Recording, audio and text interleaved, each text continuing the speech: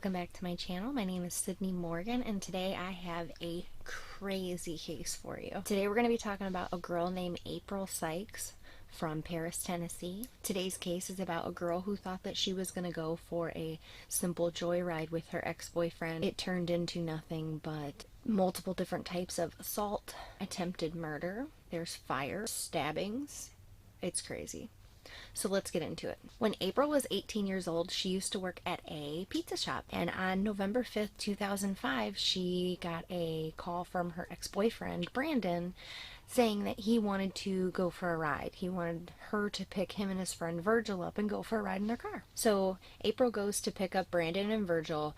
Brandon gets in the passenger seat and Virgil gets in the back seat of the car. And April will say that she didn't really know Virgil, but what she knew of Virgil, he was like a really nice guy and he had lots of friends. They drove onto a dark country road. And she said that she got this really weird feeling because in the car it just got silent. And all of a sudden, out of nowhere, Brandon's friend Virgil, that was in the back seat, reached forward and started strangling Brandon in the passenger seat. April would claim that she thought that they were just playing around. You know, boys are stupid. They do dumb stuff like that all the time. But once she realized that he was like full on strangling him, she slammed on the brakes of the car. When April tried to drive the car again, he grabbed her by the hair and said something along the lines of, "No, you don't." He had April pull into a nearby cemetery, and at this point she's driving. She has no clue what kind of condition Brandon's in the back seat now with Virgil. April starts getting extremely scared, so she decides to jump from the car and start running.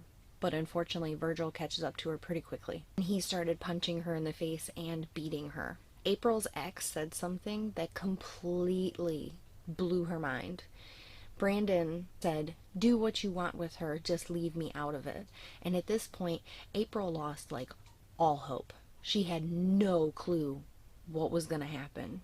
She didn't understand how this person who she thought cared for her was just going to let all this happen to her. So when they drove into the cemetery, when he made April stop, they were actually at like the top of a hill. At this point, April realized she either has to fight back or take this beating.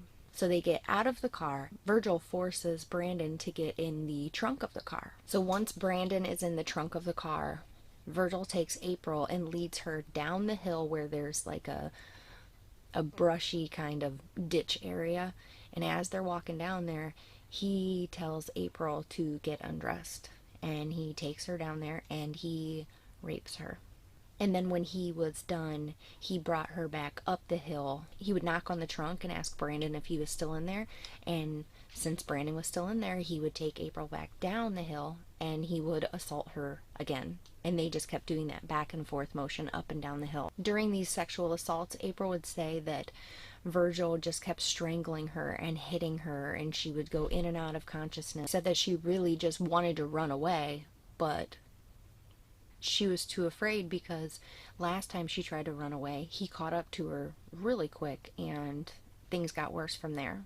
So this poor girl's terrified, trying to keep calm and try not to make this man more angry because she has no clue what he's going to do. And she would say every time that she cried, Virgil would tell her to stop crying, and she did. She listened to him because she was terrified. She thought that if she didn't stop crying that he was going to kill her. April would say that as these assaults were going on, she kept seeing cars drive by at the top of the hill, and she was just hoping and praying that one of them would be a police officer and somebody would come help her. But nobody ever did. And when Virgil saw that she was looking around, he would say to her, "What, do you think somebody's going to come help you?" She claims that Virgil had like these super weird mood swings where he would go from like super happy and laughing and trying to like joke around to complete anger where he starts beating her again. Meanwhile, she's looking around in this cemetery trying to figure out where she could run to, where she could go to to escape, to get away from this man that's hurting her. But ultimately she decided that she wasn't even going to try to run. Virgil took April back up the hill, and the last time that he tried to knock on the trunk of the car to see if Brandon was still in there, they got no response. So Virgil looked over and asked April, Do you think he's dead? Or do you think he's sleeping? So she starts saying like, no, no, no, no, he's sleeping, he has to be sleeping. I think she was just kind of like praying that he was still in there and that eventually he would come to her rescue and save her. But he did not. Virgil didn't open the trunk yet, but you would later find out that Brandon escaped and ran away. He didn't even help save her. He did nothing. He just ran. Coward. Ran. Dick. So Virgil took April to the front of the car where he proceeded to assault her again. So that she kept pleading with him, saying like, I don't know you, I don't know your situation, hoping that he would maybe not try to kill her, because yeah, sure, she knew his name and she could identify him, but she was hoping that by telling him like, I don't know you like this, that he would just let her go. But he didn't. And when April asked Virgil, like, why are you doing this to me?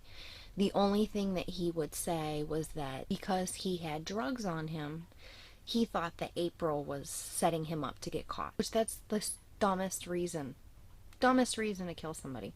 Well, I guess probably not the dumbest. There's plenty of other dumb reasons, but it's just stupid. He was clearly not thinking right. And after the last assault, he kept beating her until she fell unconscious. And then he laid her on the ground in front of her car. And he got in the car and he actually went toward her. He was going to try to run this poor girl over. But she came to right before this and she managed to crawl out of the way. But that only made him angry. So he picks up a screwdriver.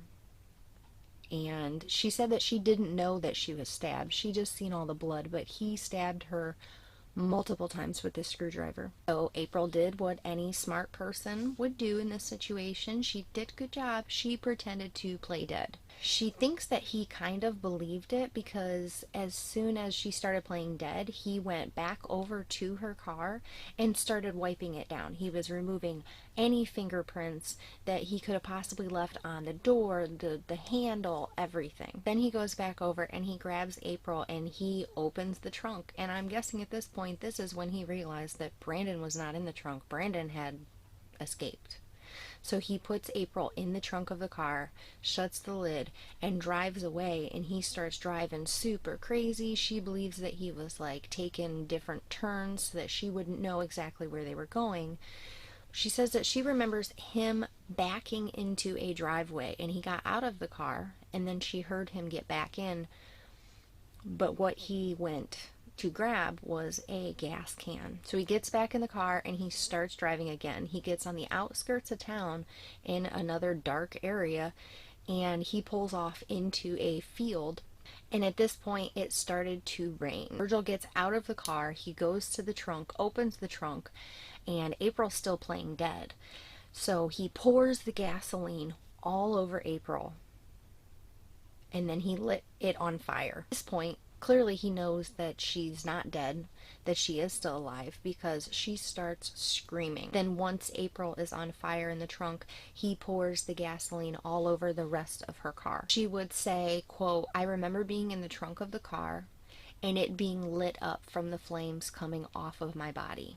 And April says that she became more and more terrified because she remembered that the gas tank of her car was located like directly underneath of her body. So she's freaking because she thinks that this car is going to explode. But while in the trunk of the car, lit on fire, she does manage to find the trunk release cord. She knew that this was there because she had watched a TV documentary about a woman who was kidnapped and put in the trunk of a car, and that's how she escaped and that's how she lived. So she grabbed a hold of this cord and she's waiting. She's waiting for the sound of him to leave. So once he leaves, she pulls that cord and she gets out. And she said as soon as she released that cord and the trunk lid opened, she just blacked out. We would find out later that she managed to get out of the trunk and it was still raining, so that helped put the fire out that was on her, still on her body. She was still on fire when she got out. And she began to walk. Now, the man that owned this property that she was on saw the flames coming off the car, and he got in his truck and drove down there. So he sees April just bleeding and wrecked. So he puts her in his truck and he drives her back to his house where he lays her on the floor. His family's there. His family starts comforting her, praying with her while he calls 911. He had no idea what had happened to her. As he's talking to the 911 dispatcher, they're asking what the injuries are, and he pretty much says, I don't know. She's really bloody. So he asks April, what other injuries do you have? And she said, I'm burnt. And then she says, I've been stabbed. So they're like, oh, this isn't just, he thought that it was a car accident and the car lit on fire. He had no idea that this was an actual, like, attempted murder assault. And after this crazy, brutal attack, April would actually live.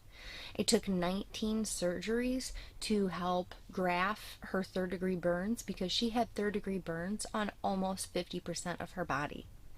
The doctors would actually have to amputate her right hand and amputate all her fingers besides her thumb on her left hand. I feel so bad for this poor girl. She would say that for the longest time she didn't even want to look in the mirror. She didn't like how mutilated that she looked. But after this, Virgil did get away. He was on the run for 45 days before he decided to be a good person for once and turn himself into police. So once he turned himself into police, he was actually sentenced to 35 years for attempted murder, assault, kidnapping, and sexual assault.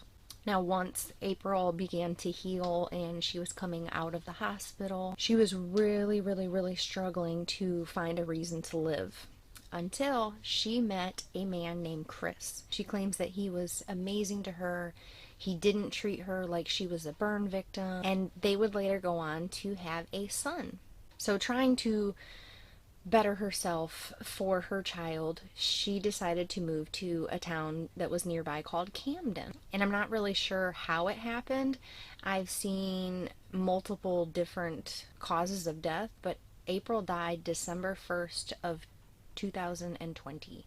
This story did end super tragically. She did get to live a little bit of her life after the crazy attempted murder and assault, but I seen things that people said that she had like a major asthma attack, which that would kind of make sense because if you're in a trunk with flames, that could cause some respiratory issues. That possibly was it, but I've looked in newspapers, I've looked at obituaries. I cannot find her actual cause of death. If you like this video and you want to see more from me, make sure you give it a thumbs up. You hit the subscribe button so you know when I upload. I upload multiple times a week. Thank you so much for hanging out with me, guys, and I hope to see you later. Bye!